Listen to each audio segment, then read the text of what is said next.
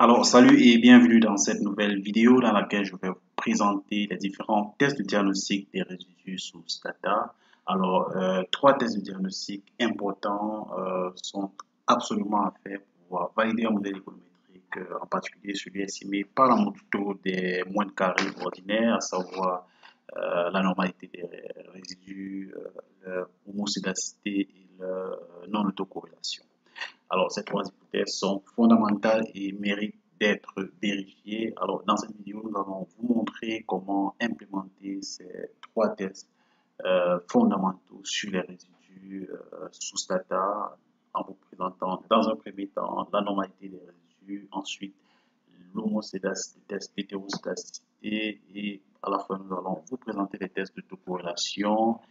Et si vous découvrez cette chaîne, n'hésitez surtout pas à vous abonner et à activer les cloches de notification pour ne rien rater de mes prochaines publications. Alors, commençons tout d'abord par la présentation des tests des normalités. La première étape dans le test de normalité des résidus du modèle consiste à estimer le modèle. Alors, notre modèle, nous allons l'estimer, un modèle qui donne la relation entre le PIB et les différentes variables que sont la formation du capital fixe, les investissements publics et ainsi de suite. Donc, nous allons utiliser la commande regress pour régresser sur le PIB, GDP, suivi de variables explicatives, Gross Fixed Capital Formation, General Government Final Consumption, et puis la variable Government Investment. Voilà.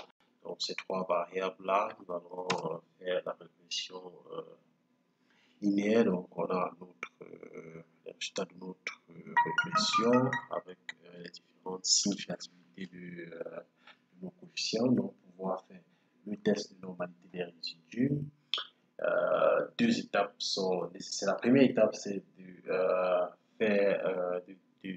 générer une variable qui va contenir les résidus en faisant la prévision sur les résidus. Donc, pour cela, il vous faut taper la commande predict suivi du nom de la variable. Je vais l'appeler résidu. Tout simplement, virgule, et puis vous saisissez résid pour demander pour que Stata comprenne que vous voulez faire la série des résidus du modèle précédemment estimé. Donc, cliquez sur Entrée. Donc, la série résidus a été créée et les différentes valeurs sont les résidus du modèle que nous avons, n'est-ce pas, précédemment estimé par le modèle de régression linéaire SEM. Et donc, pour pouvoir savoir si ces résidus-là suivent une loi normale, il faut faire le test de normalité, le test de skewness. Donc, la commande c'est SK test suivi du nom de la variable que nous avons appelé résidu. Donc,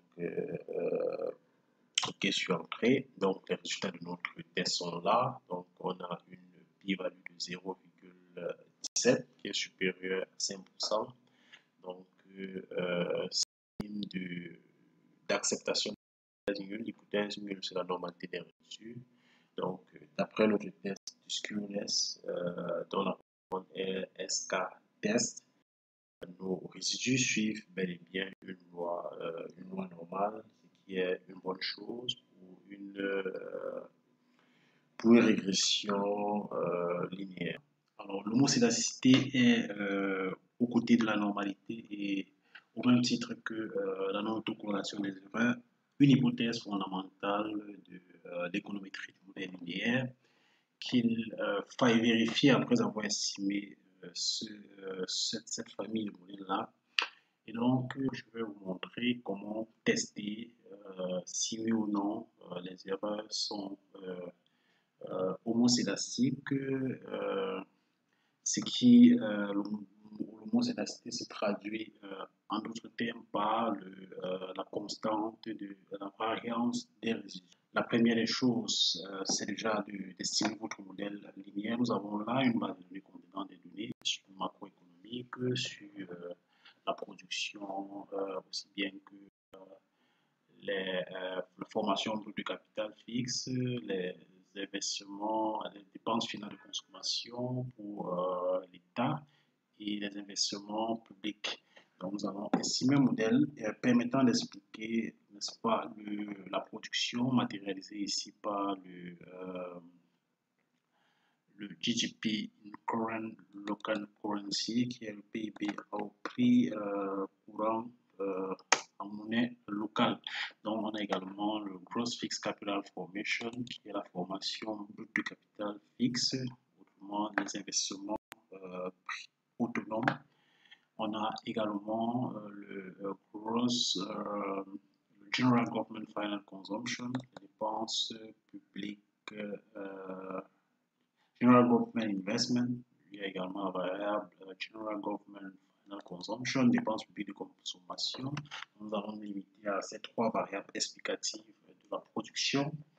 Donc, nous allons taper notre commande rec pour régresser. Rec, donc rec suivi de notre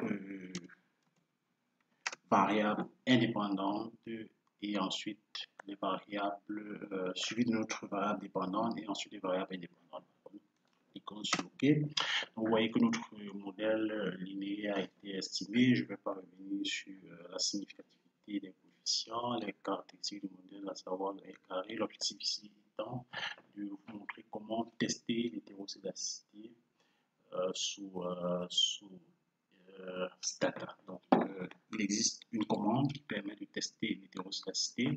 Il suffit tout simplement, après avoir estimé votre modèle en utilisant la commande rec, de taper la commande h pour hétéroscédasticity test. Donc, il faut taper tout simplement la commande test et puis cliquez sur Entrée. Donc, vous avez le résultat de votre test d'hétéroscédasticité de Bruch-Pagan qui donne la statistique du Ki2, puisque le test d'hétéroscédasticité, la statistique du test d'hétéroscédasticité sur une loi du Ki2 a un degré de liberté. Donc, on a là une probabilité, une p-value de 0,10. Donc de 10% qui est supérieur à 5%. Si on considère le seuil habituellement choisi en sciences sociales qui est de 5%, on peut considérer que l'on accepte l'hypothèse nulle qui ici signifie que la variable est constante. Donc on accepte l'hypothèse nulle d'hétéroscédasticité, n'est-ce pas, qui signifie également la constante de la variance. Donc notre modèle est homocédastique et donc par conséquent c'est une hypothèse intéressante d'avoir les résultats homocédastiques, mais il vous faudra encore vérifier la normalité et la non-autocorrélation des erreurs pour pouvoir valider finalement votre. Alors, les tests d'autocorrélation sont assez d'une importance capitale lorsqu'on parle d'économétrie, en particulier d'économétrie des séries temporelles. Alors, elle est d'autant plus importante qu'elle fait partie de l'une des hypothèses fondamentales de l'économétrie aux côtés de la normalité et de l'hétéroscédasticité. Nous allons prendre comme variable indépendante le PIB à prix courant. Donc, comme variable indépendante, nous avons choisi le Gross Fixed Capital Formation, formation du capital fixe, General Government Expenditure, dépenses publiques, Gross Fixed Capital Formation Private Sector, les investissements privés autonomes et General Government Investment, les investissements publics. Alors, nous allons précéder cette commande-là du REC, donc REC, PIB, Current Local Currency, donc comme variable indépendante, comme variable dépendante, donc nos variables indépendantes sont la formation brute de capital fixe, les investissements, les dépenses publiques de consommation, la formation brute de capital fixe. X, nous avons déjà inséré cette variable et les General Government Investment, les investissements publics. Donc, cliquez sur OK. Donc, on a nos trois variables indépendantes. Nous nous intéressons par la significativité de notre modèle ou alors des autres indicateurs de régression linéaire. Nous allons, dans un premier temps, puisque nous nous intéressons aux erreurs, essayer de tester l'autocorrélation des erreurs. Alors, pour revenir à notre régression linéaire, à notre test de corrélation des erreurs, nous nous intéressons, comme nous l'avons dit tantôt, aux erreurs de notre modèle. Donc, nous allons, dans un premier temps, prédire les erreurs de notre modèle. Donc, nous allons faire un predict. Nous allons appeler notre résidu, par exemple, U, donc virgule R pour dire prédire les résidus, donc virgule R, donc il comprendra qu'il s'agit des résidus de notre modèle linéaire que nous allons estimer. Donc voilà, donc vous voyez que notre variable résiduale a été créée, nommée U, donc nous aurions pu donner un autre nom. Donc une fois notre variable résiduelle créée, nous allons estimer notre modèle qui prend comme variable indépendante les erreurs et comme variable indépendante les valeurs retardées de nos erreurs. Donc, puisqu'il s'agit d'autocorrélation, on voudrait voir si d'une période il y a un lien entre la valeur des résidus et ses valeurs retardées. Donc, la première étape, attention, c'est de définir la variable temporelle. Donc, nous allons faire un 17, donc 17 pour définir la variable temporelle qui est ici l'année, donc here.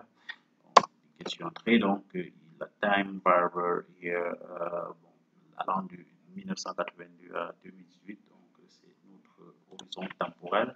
Donc, une fois que nous avons défini notre horizon temporel, la prochaine étape c'est d'estimer notre modèle rec, variable dépendante U, variable indépendante, les valeurs retardées de notre résidu L point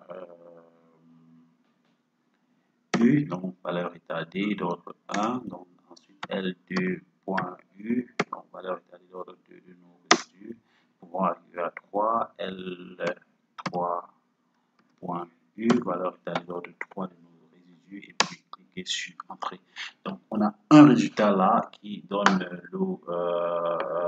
l'estimation de notre modèle de nos résidus en les mettant en relation avec leur valeur retardée.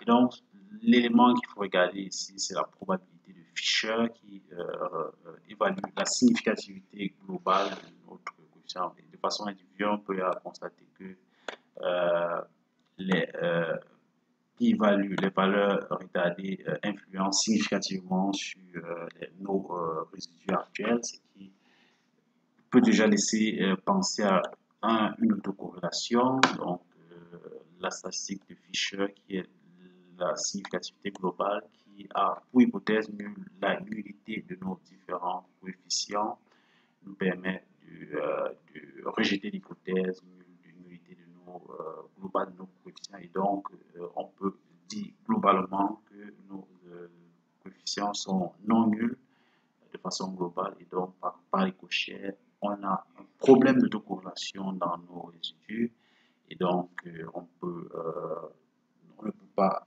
valider notre modèle plus haut puisqu'il y a un problème d'autocorrélation.